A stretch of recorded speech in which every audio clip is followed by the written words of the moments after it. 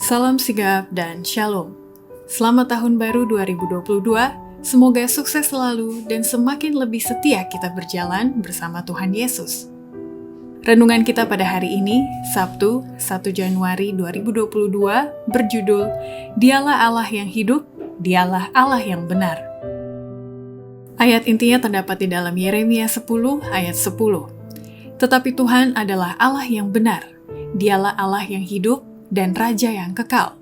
Bumi goncang karena murkanya, dan bangsa-bangsa tidak tahan akan geramnya.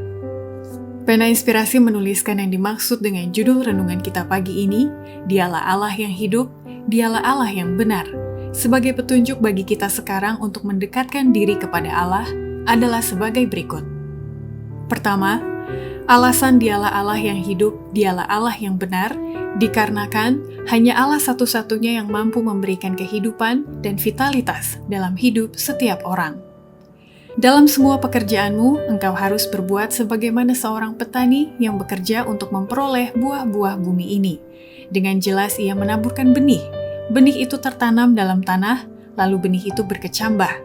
Kuasa Allah yang hidup memberikan kehidupan dan vitalitas. Dan di sana terlihat mula-mula tangkainya, lalu bulirnya, kemudian butir-butir yang penuh isinya dalam bulir itu. Pelajarilah proses yang ajaib ini. Oh, betapa banyak yang harus dipelajari, betapa banyak yang harus diketahui.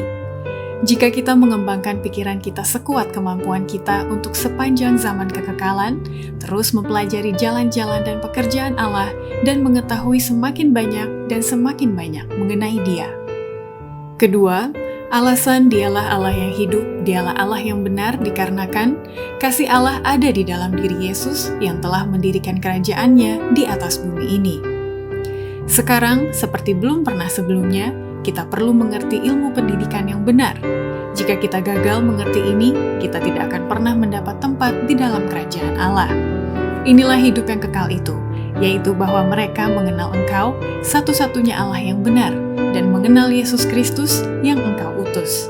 Jika ini adalah harga surga, tidakkah pendidikan kita dilaksanakan di atas garis ini?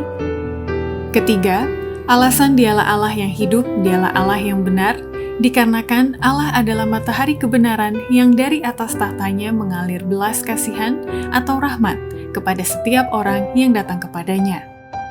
Apa yang dilakukan saat duka cita? Apakah engkau dipenuhi duka cita hari ini? Tujukanlah matamu kepada matahari kebenaran. Janganlah mencoba menyesuaikan diri dengan kesulitan itu, tetapi palingkanlah wajahmu kepada terang, kepada tahta Allah. Apakah yang engkau lihat di sana? Pelangi perjanjian, janji Allah yang hidup. Di bawah pelangi itu terdapat tahta belas kasihan atau rahmat, dan barang siapa yang membuka diri kepada persediaan rahmat yang telah diadakan dan memanfaatkan jasa dari kehidupan dan kematian Kristus, mempunyai kepastian dalam pelangi perjanjian itu akan penerimaan Bapa selamat tahta Allah masih bertahan.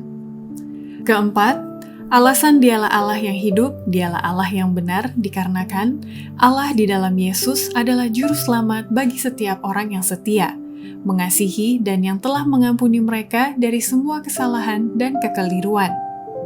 Rencana besar rahmat sejak dari permulaan zaman ialah agar semua jiwa yang menderita mempercayai kasih-Nya.